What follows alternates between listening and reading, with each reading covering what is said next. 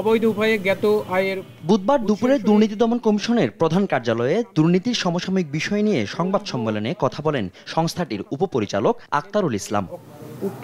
এ সময় তিনি জানান, সাবেক সংসদ সদস্য ধীরেন্দ্রনাথ শম্ভু ও তার স্ত্রীর বিরুদ্ধে অবৈধ উপায়ে প্রায় 7 কোটি টাকার সম্পদ অর্জন এবং 23টি ব্যাংক হিসেবে প্রায় 50 কোটি টাকা সন্দেহজনক লেনদেনের অভিযোগে মামলা করেছে দুদক।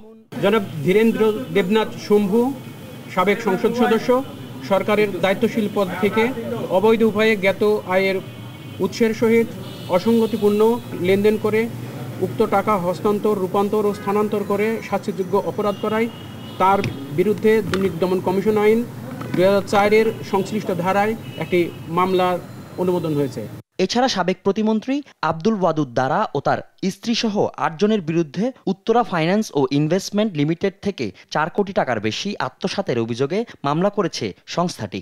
সাবেক সংসদ সদস্য ও সাবেক প্রতিমন্ত্রী, পল্লী উন্নয়ন ও সমবায় বিভাগের প্রতিমন্ত্রী জনাব আব্দুল ওয়াদুদ দারা Uttara finance and investment limited হতে মোট 2,70 লাখ টাকা স্থানান্তর করত উত্তোলনপূর্বক আত্মসাৎ করায় উক্ত 8 জনের বিরুদ্ধে আজ একটি মামলা দায়ের হয়েছে। যারা বিগত সরকার আমলে দুর্নীতির অভিযোগে অভিযুক্ত ছিলেন তাদের বিরুদ্ধে পর্যায়ক্রমে ব্যবস্থা নেওয়া হবে বলেও জানান আক্তারুল ইসলাম। সুপারিশ করা হয়েছে। ফজলে আদিত্য, দেশ টিভি, ঢাকা।